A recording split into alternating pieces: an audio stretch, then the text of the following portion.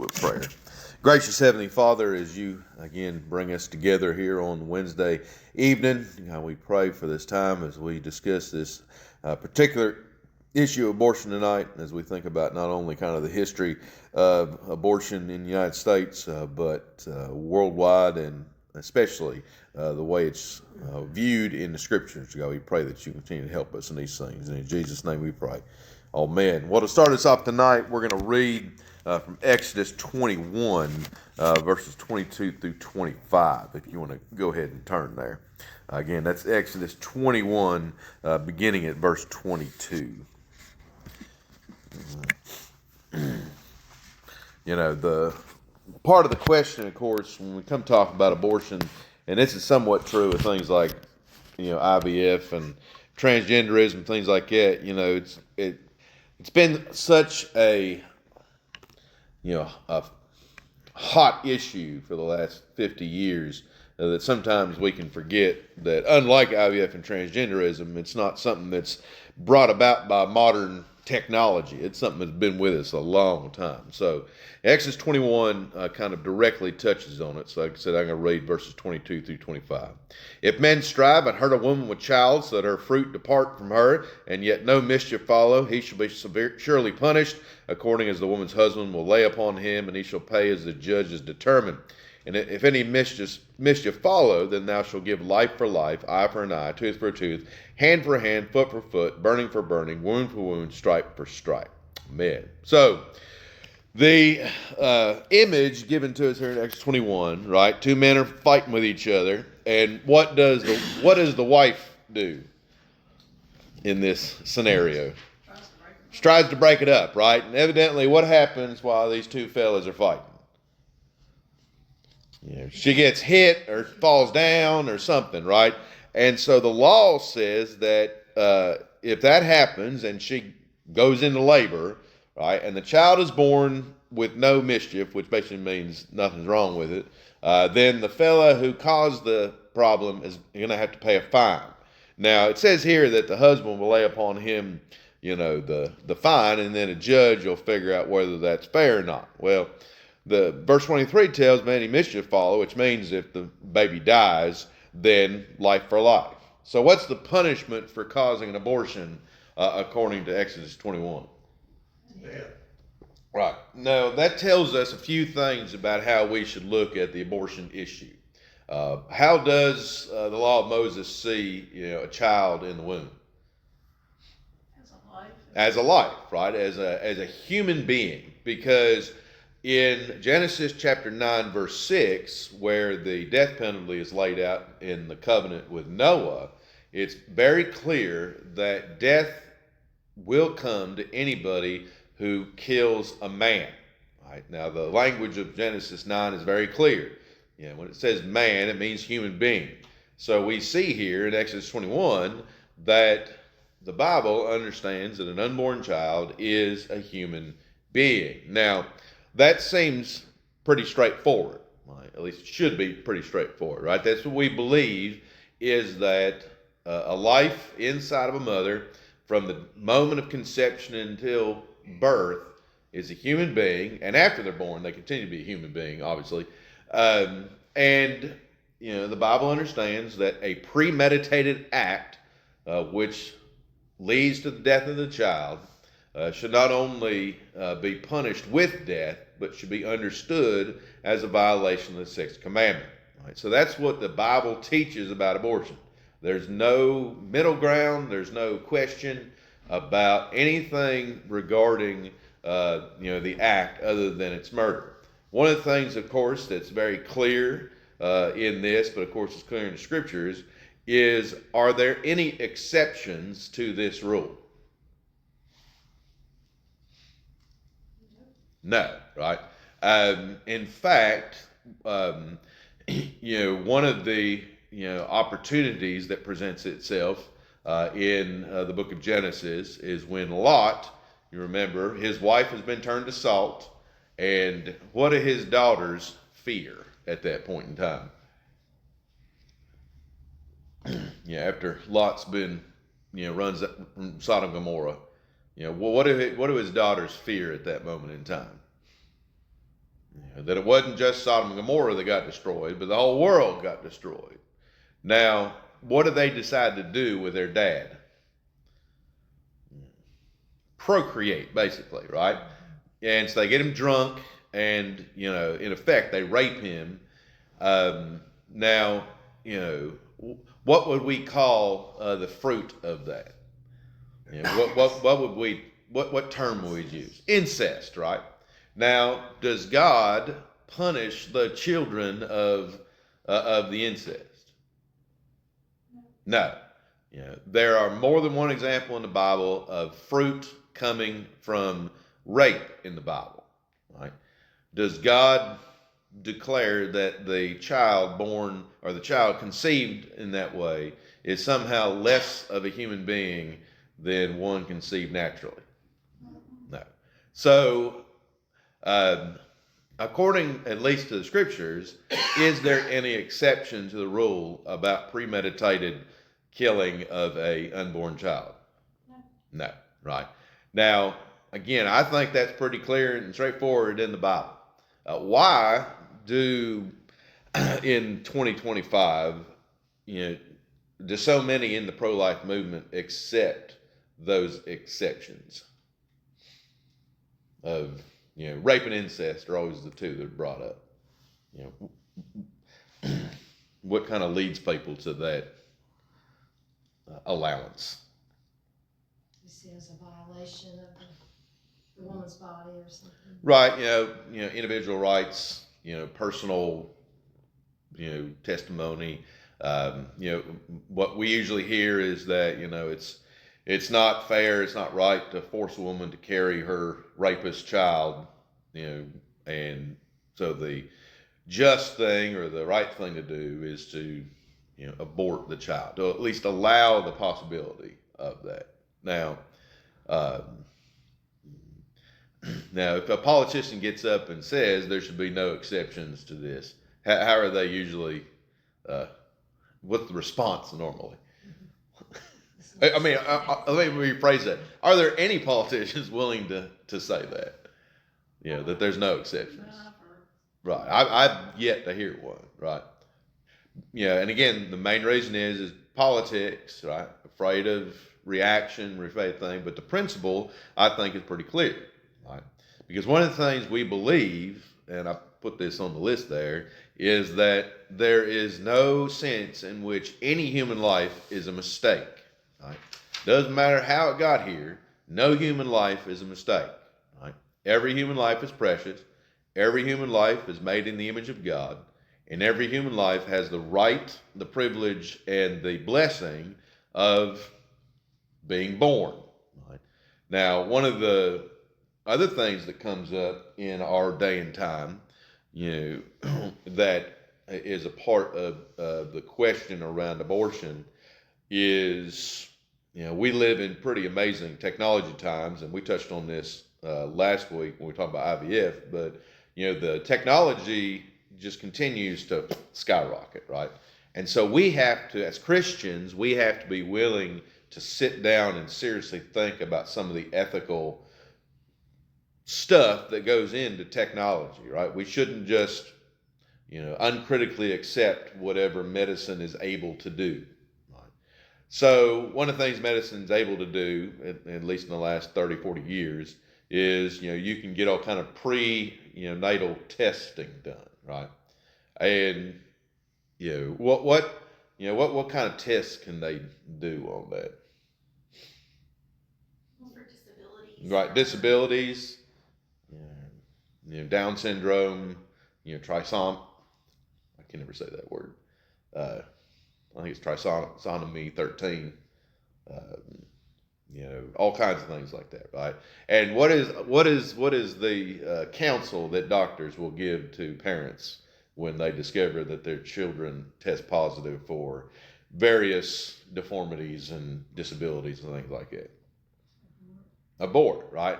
And why do doctors give that advice? They claim it's safer for the mom. Right, safer for the mom, right? Quality of life for the child, all that kind of stuff, right? But even in 2025, what are the accuracy rates for some of that stuff.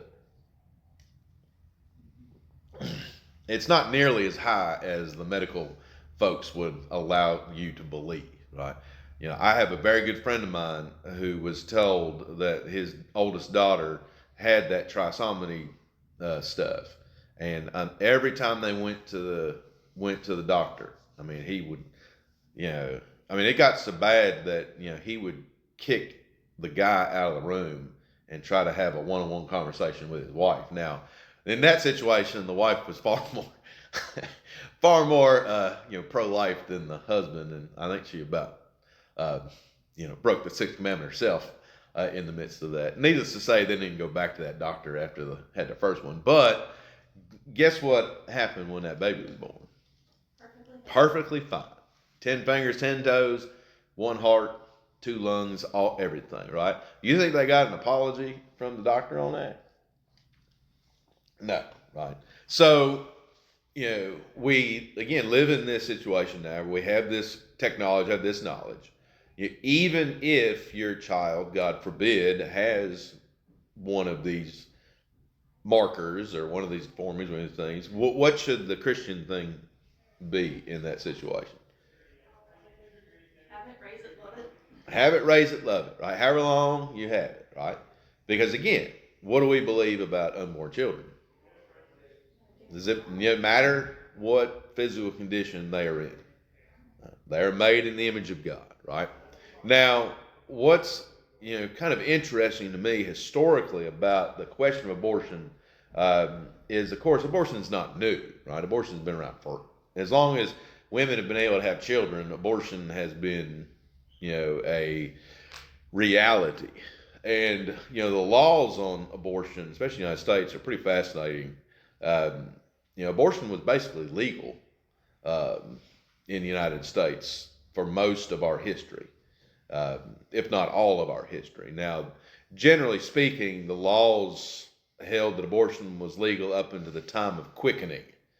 Right. Now, anybody have an idea of what we would mean by quickening, or what they would mean by quickening? Is that when you can feel a kick or something? Basically, right? So you're talking, basically, I think, I'm trying to remember what I wrote down there, the weeks, but I know it's in there somewhere. 18 weeks was, generally speaking, what they held to be the quickening, right? That's when you could tell you were pregnant, I guess. I don't know. Because obviously, what did they not have in the 19th century? Ultrasounds and things like that, right? So, after not having, your time after a couple months, I guess they had various ways of figuring that out. But generally speaking, is when you could feel it kick or, tell it was in there. Once that moment was reached, then most laws in the United States made abortion illegal. What's interesting about a lot of the conversation around abortion in the 19th century is almost none of it contains the kind of language that we would use today about why we are against abortion, right? This whole idea of pro-life stuff. The vast majority of conversation in the 19th century was about women's health, because one of the things, of course, about abortion prior to modern medical technology is, generally speaking, how do you think women got abortions back in times before modern medicine? It runs the gamut. There were various potions you could drink that they believed would induce, and obviously they had some, I guess, scientific mind behind it, right? However, even with modern technology, is that a safe process? No, right? So imagine back in the 19th century when, a lot of women are getting abortions. How many of them would develop complications from it? So almost all of the conversation in the 19th century about abortion is about women's health, because women were dying all over the place from unlicensed, or I don't know what word you want to use, What was the term they used to use? Back alley abortions, that kind of stuff. Well, this was doctors doing it, and they were just killing people. Kill mom. What's that? Like you made them kill the child. Right. Well, I mean, that's kind of what would happen, because I mean, the other thing too, you think about the world in the 19th century, especially the United States. I've talked about this before, but what did every town in the United States have prior to about 1900?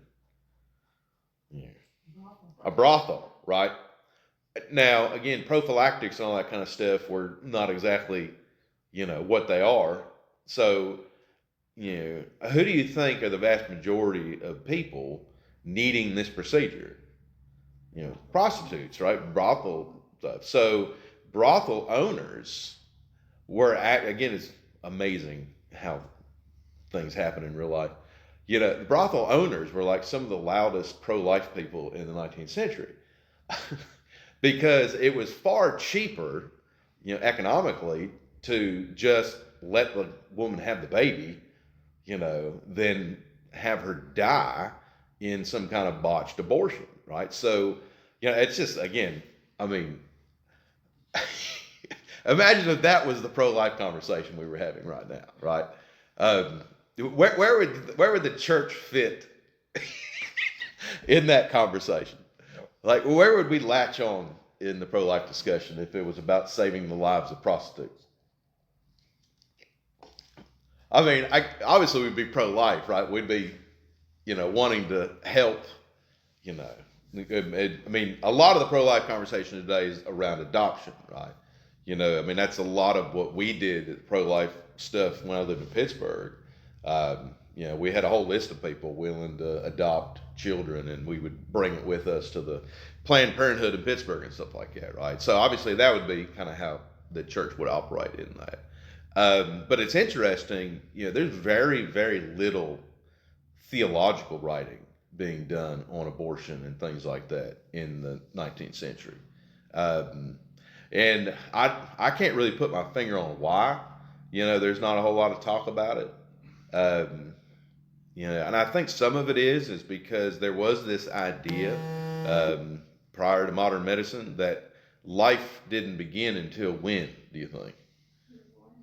Well, to start feeling it, right? Till the quickening, right? So there was this idea that the quickening was when the soul entered into the body. That's what made you feel, I guess, that the baby was there. So as long as you took care of things prior to the quickening, well, it's not a life being killed at that point, right? So modern medicine, obviously allowed us to know that when does life begin? At conception, right? So we have some positive things that have come down from modern medicine when it comes to abortion and pro-life stuff about how this kind of stuff, the conversation, kind of starts to change, because even in the 20th century, there's still this kind of residual idea, even in conservative Christian circles, even up until the 1950s, that abortion was still acceptable up until about 15 to 20 weeks. That it was a perfectly okay thing for a middle-class woman to do, right? Now, the reasons usually given, which I have a quotation here from, a Greek philosopher named Aristotle from 350 BC. He says, when couples have children in excess, let abortion be procured before sense and life have begun. What may or may not be lawfully done in these cases depends on the question of life and sensation. So basically, that was the general feeling, right? If you have 10 kids, or 8 kids, or 7 kids, well, what's a lawful thing for you to do? Take it into your own hands, right? And again, it's fascinating to me how little conversation there is in the Christian church about this until the 1950s and 60s. What changes you think happens in the 1950s and 60s in the conservative Christian world that starts making us think and talk and write and conversate about this issue more?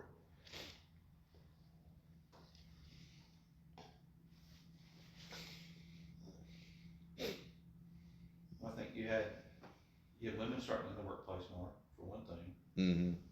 So the role of the wife is different, probably. Mm-hmm. And we went through several wars and things, and there was a lack of children. Well, husbands were killed, and Mm-hmm. maybe a lower birth rate Mm-hmm. in the United States or something. I don't know. Mm-hmm. You know what? What's the one big invention in 1960 that you think contributes to a lot of this? Uh, yeah, it was a pharmaceutical that was Birth control? birth control is what really starts to change this conversation. Um, because a lot of conservative Christian theologian ethicists start asking about whether or not the pill is acceptable according to Christian ethics. And so, so you start having people think more deeply about not just life, but thinking about reproductive, ironically, what we call reproductive rights now, right? What the left calls reproductive rights. But so you start having that conversation about family planning, about, whether or not the pill is an abortifacient, right? Whether or not birth control, kills children, basically. Along with the fact, again, the medical technology is getting to the point where now you're getting, you don't quite have ultrasounds yet by that point in time, but you have enough technology now where you know that the heartbeat, right, the fetal heartbeat and stuff is way earlier than about 15 weeks, right? Nowadays, when can they start, recognizing a fetal heartbeat? Within a couple of weeks. Yeah, it's pretty early. Right. So, by this point in time, it's down probably more like, 8 to 9 weeks, 7, 8 weeks, right? So within a month and a half, 2 months, there's just no question anymore. At least you can't, obviously people, come up with all kinds of things, but so you start having this whole conversation about these things. Now, what's the one big trigger event that, just skyrockets conversation about abortion in the United States? About 13 years after 1960. Right, Roe v. Wade, right, is really what changes the conversation, because before that, most states, again, the United States is really strange on this, because the United States has always been more liberal, of what we would understand to be liberal, on the question of abortion than Europe has been. Even to this day, the United States is way more liberal on abortion than Europe is. Like most European countries have the 15-week, that's the number, right? In the United States, a lot of states are passing like 15 weeks. Yeah, almost all European countries ban abortion after 15 weeks. We would assume it'd be different, right? We think of Europe, we think all kinds of permissibility and all kinds of stuff. But in the United States, this is where everybody in the world comes to get their late-term abortions, right? And has for decades, right? And part of it, again, goes back to that whole 19th century Wild West, just, everything goes. But of course, the other thing about the United States that makes it different is, what's kind of like what's the big word everybody uses to describe America? Starts with an F. Freedom, right? You can't tell me what to do, right? I'm an individual, I'm independent, right? I'm on the frontier, I can do all that, right? So that's that attitude, that mindset that runs so much in the United States. So if the government comes and tells you you can't do something, what is our normal response? You can't tell me. Like, live free or die, right? That's our motto. And that's a large part of the reason why the United States has always been far more permissible on abortion than other countries, right? Liberty, all of these things that we value. So, by the time Dobbs comes around, right, in 22, and takes Roe v. Wade off the agenda, right, does that make abortion illegal in the United States? No. No, right? It just sends it back to the states where it ought to be. But, what that now allows is that, we have a giant fight now in the United States about, crossing borders, and, you hear all kinds of that kind of stuff on the news where, one state's trying to prosecute, somebody for going to another state to get an abortion and all that kind of stuff. So again, this whole conversation just radically changes in 1973. But again, it had been building up ever since the introduction of the pill. Because again, it caused conservative Bible-believing Christians to really start thinking about abortion as something more than something that prostitutes get, right? Because again, one of the issues a lot of times with Christian ethics is that, we don't talk publicly about a lot of the things surrounding these issues, right? It's kind of personal family stuff, right? So when it starts becoming a national conversation, right, a lot of people, kind of hide what happened prior to a certain time. And so we kind of have history starting in 1973 when it comes to abortion. But now, I mean, to be a Bible-believing Christian, what's your position on abortion? Right, it's wrong, right? I mean, again, there's a lot of clarity nowadays that didn't exist in the past. Now, so when we see the Bible is very clear, right? Killing of an unborn child is murder. Right? I don't think any of us disagree on that. At least I hope none of us disagree on that. So when we think again about Planned Parenthood, and we think about all the technologies available now for that, but because now we know for a certainty, without any shadow of doubt, that life begins at conception, right? That raises again the conversation not just about abortion, but also what I mentioned before about abortifaeceints, right? Now, what are abortifaeceints? That's a big medical term, but anybody have an idea or a guess what an abortifacient is? Contraception? Abortifacient. Is that like contraception? Right, certain forms of contraception like Plan B, RU486, things like that, right? Now, the morning after pill, stuff like that, right? Now, would we consider that to be abortion? Yes, Yes. absolutely. Absolutely, right? Because, I mean, is the effect any different? No. No, because, what are they doing, right? It's either preventing the implantation, right? Which, of course, is immaterial because what is it preventing to implement or implant? A life, right? So you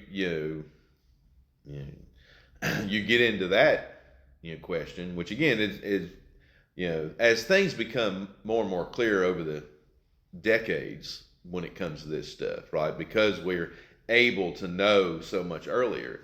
But another aspect of the abortion question that has become more clear, thanks to technology, is I was born at 32 and a half weeks was when I was born.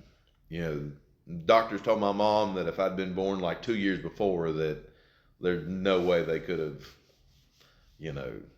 supported me, I guess be the right way, without there being major developmental issues, things like that. But something had been invented in the late 70s that helped out preemie babies a ton. But nowadays, how young are some babies being born who are able to? 6 months or so. Yeah, like 20 weeks, 22 weeks, I mean, they're young. Right. Yeah. And is it beyond the realm of possibility as technology moves that number gets even lower? Yeah. I mean, we're kind of at the point where the sky's the limit. I mean, and of course this goes back to the question about IVF a little bit too, right? So let's say that like a good friend of mine, they've since adopted a bunch of kids, but her body could not keep a pregnancy past about 15 weeks. Like she would be fine till about 15, 16 weeks, and then something, I'm sure there's a medical term for it, but something would happen, and every time she'd have a miscarriage. Well, if you have that, whatever that's called, and you're able to safely deliver whatever deliver looks like for a 13, 14 week old baby, right? The vast majority of the development of that child is going to be, in whatever contraption they come up with, right? And that's would be a pretty amazing, thing to think about, right?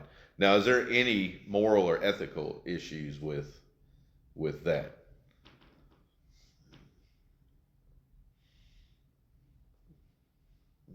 Saving a life, Yeah. I think if you know you're gonna hatch one at 15 weeks, you might need to really consider the risk of Mm-hmm. what you're Right. intentionally stepping into. That's. If you don't know when it happens, it's another thing if you know. Mm-hmm. Well, that's yeah. Because that's that's again a lot of this stuff when we talk about abortion is pretty cut and dry, black and white. But as technology continues to advance, we start getting into some gray areas and start getting into some questionable stuff. Where it's not something that the church, I think, can be as dogmatic on as it is on other things, without doing the work of really sitting down and thinking through stuff. Because to go back to the pill for a second, right? Contraception that involves that kind of thing, right? I think there's even a line there that is in some sense getting towards abortifacient, right? Now there's some situations, right? Like with Brandy, for instance, and she's not here, I can say this. Well, I guess I'm recording this too. I probably shouldn't say it at all. But there is a situation like with young girls who develop cysts and things like that, right? Where birth control pills have been shown to prevent and protect and safeguard and things like that, right? Is there a line where things like that cross into kind of questions of ethical, But isn't there two different sides to that? Because taking Mhm. taking the actual birth Right, control right. is preventing conception, Mhm. where like the morning after and whatever, that Mhm. is once the conception's happened, it's killing it. So Right. there's, it's Right. kind of like modern medicine, where we have the ability to have the advancements to Mhm. be able to have things that to me feels responsible, where Right. the other is you weren't responsible and now you're trying to cover yourself. Right. There's Mhm. two extremes to that. Absolutely. And again, that's part of the conversation, right? The thinking through where those lines are, right, is not always as easy as we may think it is sometimes, right? There's certainly situations where some things are necessary that in other situations those same drugs or pills or whatever would constitute a violation of the moral law at some level. Now, how do we determine kind of where those lines are? Yeah, with you can even broaden it out all kinds of medical procedures, but particularly related to questions around conception and things of that nature. I mean, yeah. Or is it cut and dry and clear and I'm introducing gray areas where there isn't any. Well, the gray area would be Uh, if the baby's organs hadn't fully developed, it'd be harder to keep them alive because you'd have to put them in some kind of. right. Yeah. I mean, yeah. I mean, that's I'm again some of this is hypothetical, thinking about where the technology goes and stuff like that. But I mean, yeah, that's one of the, for instance, going back like to the child with severe deformities or something like that, right? One of the arguments the doctors will make is that if you maintain this pregnancy, it's possibly going to permanently, stop the chance of you conceiving in the future, right? That enough damage can be done by whatever, right? Now, again, doctors being doctors. That's what they call it, practicing medicine. Well, that's trying to justify their means is what they're. Right. I feel like they're Yeah. making statements like God that. performs miracles every day, so Uh-huh. I think so many people, they put so much faith in their doctors too, Mm-hmm. and respect them and see that they're, I can see how people would say, well, that's. Right. I mean, that's certainly. I mean, if we've learned anything in the last 5 or 6 years, right, that has been something. Hopefully, people have learned. Right. It's just a piece of paper. Is that we as Christians, as human beings, but as Christians, need to be more willing to stand up and be clear and be upfront with medical professionals about various ethical lines and questions surrounding a whole host of issues, right? Because like I said, I think for a long time we just kind of assumed that doctors were kind of at a different level, right?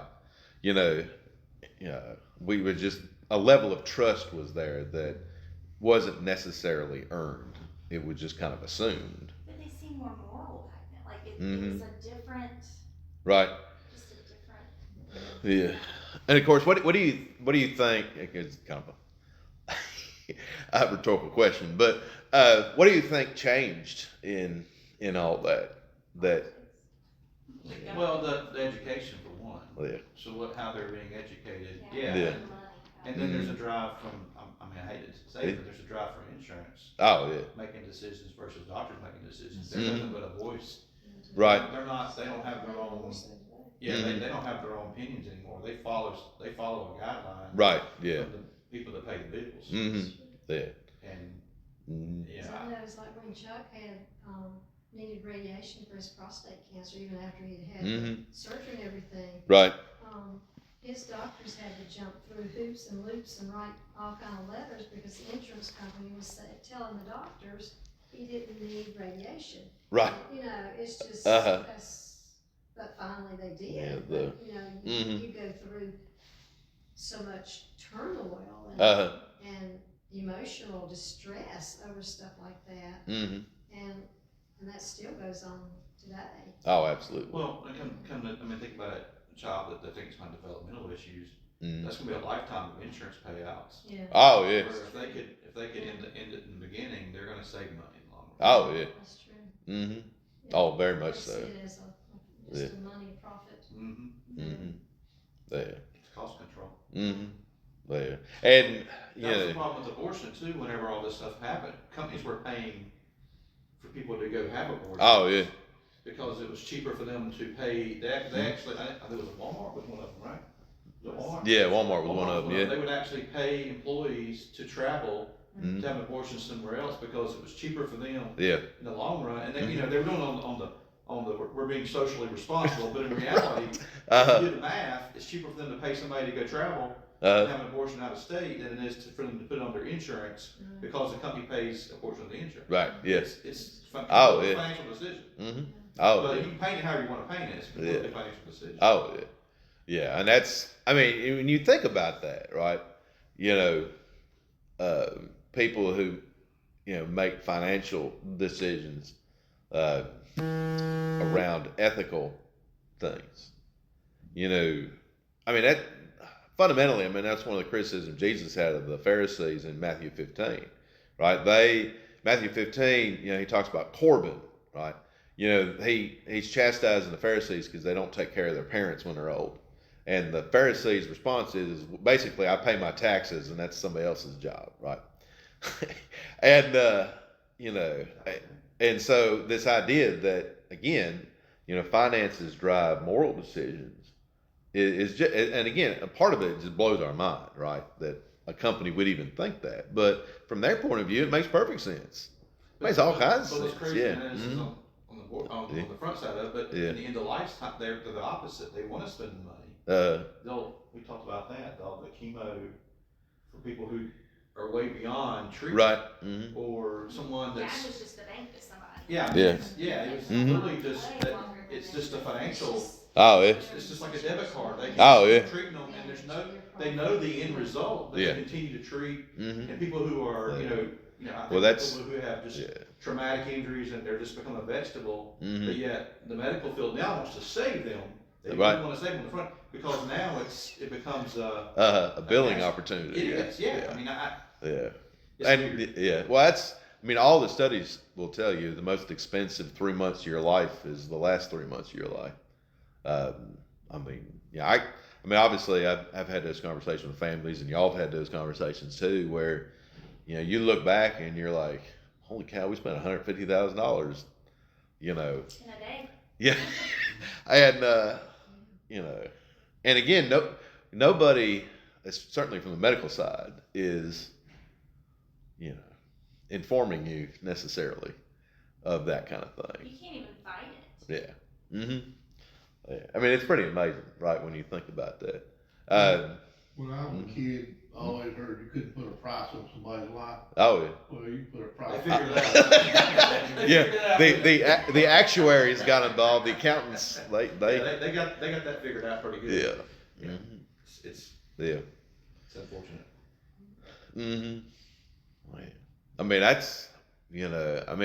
That's something we experienced with my mom when we were sitting up at the hospital, and I hate when things sour me on stuff because I like to be a little positive sometimes. But like when the transition team is what they called them at Wake Forest, and one of the transition team was the organ donor person, and my dad and I talked about this afterwards, but we felt like we were at a swap meet. Like, he had a list, right? And he started going down the list. And I understand, but I noticed on his list that there was a number next to each one of the organs, and I probably wasn't supposed to be paying attention, but I noticed that as he's going down the list, he was skipping some of them. And I noticed the ones he was skipping were the ones that were cost a little bit more than the other ones. He was just standing there, And I know in his head, he probably said, well, we have this much money to spend on donors today, so we don't got money for this, so I'll ask about this stuff. Which again, it's mind-boggling, but, it doesn't surprise at all. Yeah. Financial decisions. But kind of close out now. Again,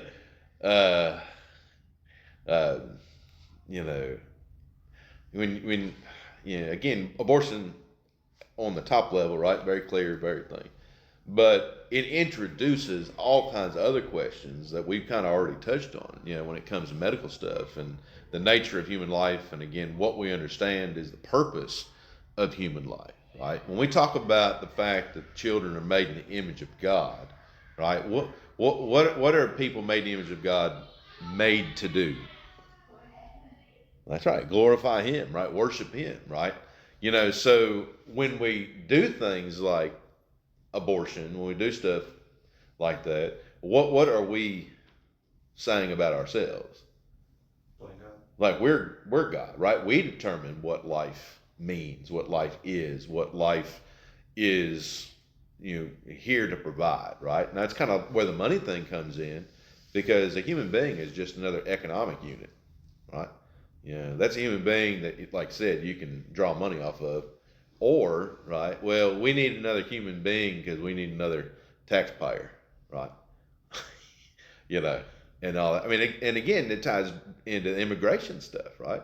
Where would the United States be right now if we had 60 million extra people that we didn't kill over the last 40, 50 years? Right? Would immigration be as big an issue if we had 40, 50 million people? You're on Medicare, you had to go to the hospital, like you might be 2 days short and they'll kick you out. Yeah. Well, I mean, you think about that too. How much more money would we have in the system for Medicare and the life care and for other things if we had 40 or 50? Yeah. The math's not working out anymore. Well, and again, I mean, that's Social Security, right? Why Social Security, why is the pyramid flipped? Because we killed 50, 60 million, taxpayers, right? So now we're having to import people. It goes back to why the politicians aren't going to speak up Yeah. and do the math too. Oh, yeah. So,